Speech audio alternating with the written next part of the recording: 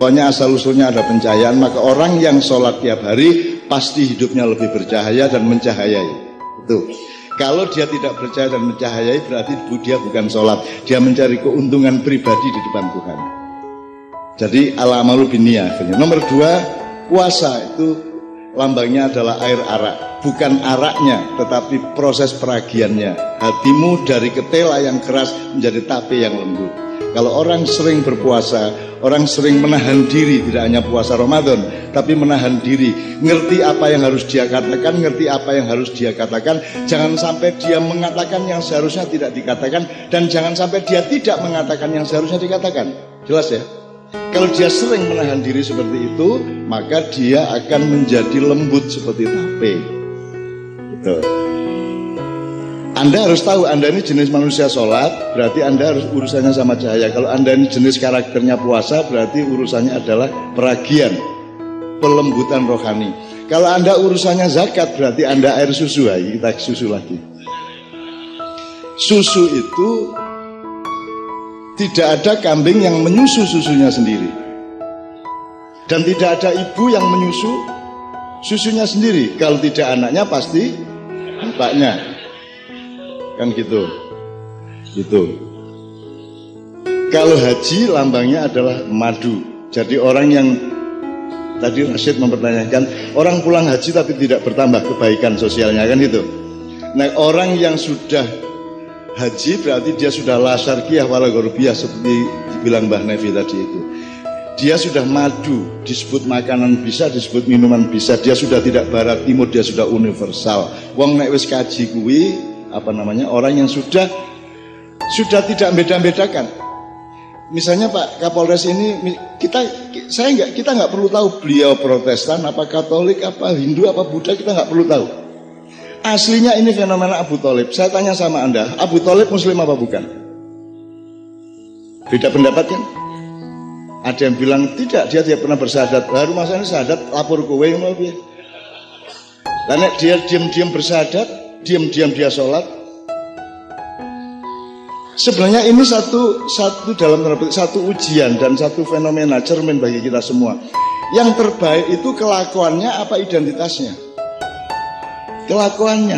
Jadi biarkan Pak Kapolres agamanya apa, itu urusan di dapur. Yang penting warungnya sehat, kan begitu. Yang penting outputnya sehat. Yang kita lihat perilakunya, hasil kerjanya, kemaslahatannya dan manfaatnya, kan gitu. Makanya saya teman sekalian agak gelisah karena orang Islam ini terlalu nyetok-nyetok ke pawone. Angger sholat sidik, kupuluan kaji, jenggoten, congklang, pokoknya nyetok-nyetok ke Islam. Saya ini berpakaian ini, berputih-putih ini, karena saya merasa saya masuk pesantren, ngelegake hatine anak-anakku. Iki ora mergo agama ora. Gusti Allah ora peduli kowe putih apa ireng apa ora ono masalah, kabeh ganane Gusti Allah. Iki mergo ben caca makiyah rodol kowe cak yo gawe padha karo aku kan, ben rego atine. Dadi itu urusan kemesraan budaya dan kemanusiaan, bukan urusan agama. Kalau urusan agama kan kaosan jane ora apa-apa. Makanya saya selalu merubah-rubah kostum saya, Pak Kapolres. Saya tidak pernah mau berpakaian beneran, misalnya aku nggak gamis, mudar kok. Aku nggak rok dawa kae. Ya terus jur kene tak kayak selempang, ubel-ubel, ban Vespa putih ya. Terus bagaimana dong hubunganku sama engkau? Aku nanti mampir warung lucu loh. Monggo aku mampir warung mesti ngene ta aku mangan ini. Loh, saya berpakaian biasa supaya aku dekat kepadamu, anak-anakku semua. Kan begitu. Supaya engkau tidak segan-segan. Tapi ya kebangetan kadang-kadang. Meluk saya tidak segan-segan, sembarang wis wani karo aku kabeh wong wis. Oh, pokoke konangan sithik ini nang toilet di airport ini wis foto, salaman. Pokoke ora entek wis. Dan saya saya merasa senang karena saya dekat. Anda dekat sama saya, Anda tidak takut sama saya. Nek Gus Dur mbiyen liwat kowe wani apa? Gus Dur, ora wani to? Ora wani nek karo aku sanon ngono kae. Sehat, sip. Horas gitu. Jare Kanjeng Nabi dikongkon berpakaian seperti orang yang paling miskin di antaramu, kan begitu. Lah aku iki nggawe pakaian rada apik iki ditukokke jamaah yo.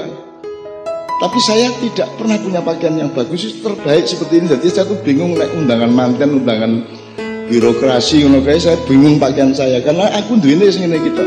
Gitu ya. Dan tidak pernah pakai sepatu. Dan aku nggak sepatu pisan di foto viral. Yo cak nun sepaton modar. Iya. Nah, teman-teman kita ini sering mendramatisir. Begitu aku sandalan terus sandal itu digedek-gedekke, sandal lebih hebat dari sepatu, gitu kan? Ngono kok. Apa sithik gumun, apa sithik digedek-gedekke, kita ini lebay, kita ini guluwun kata Al-Qur'an, berlebihan segala sesuatu, memuja berlebihan, membenci berlebihan, dan sekarang itu kita berada dalam situasi kalap di Indonesia. Yang benci terlalu benci, yang cinta terlalu cinta. Mari kita kembali ke tawassuh.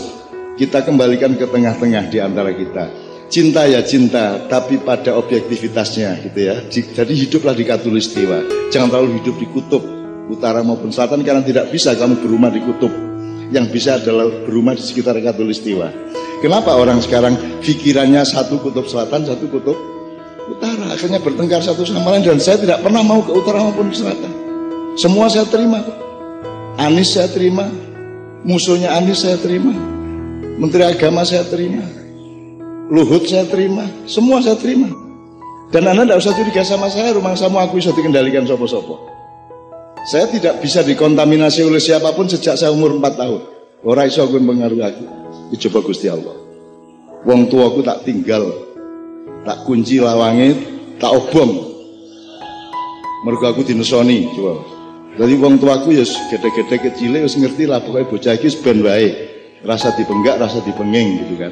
Jadi teman-teman sekalian, saya ingin menegaskan, memberi garis baris kepada Pak Kapolres bahwa kebenaran memang bukan milik kita. Kita itu mencari kebenaran karena tidak pernah kebenaran ada di dalam diri kita. Begitu kita dikasih Tuhan, kita taruh dalam hati dan pikiran kita, keluarnya jangan kebenaran, keluarnya kebijaksanaan.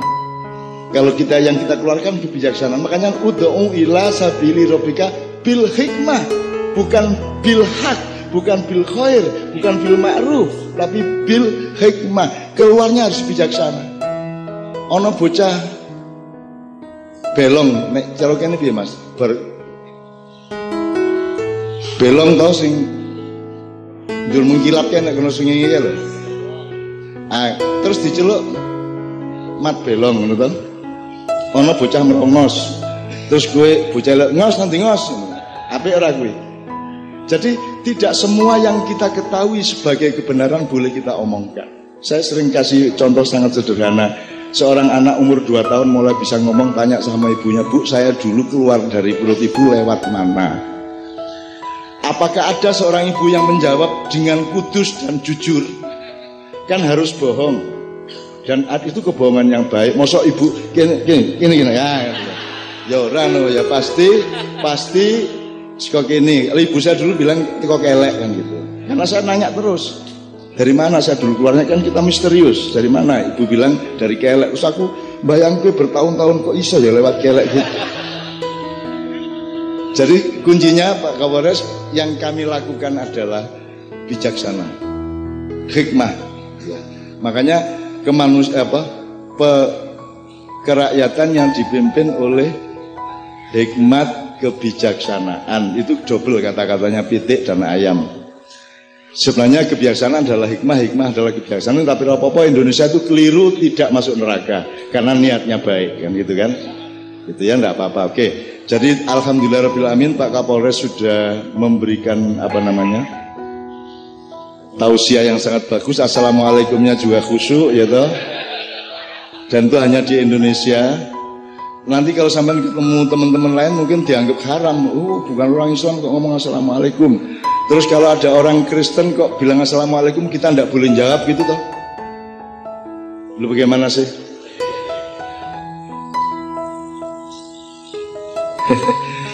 Ya yes piye to wong-wong jare arep rahmatan lil alamin. Itu kan soal kebudayaan, soal sopan santun.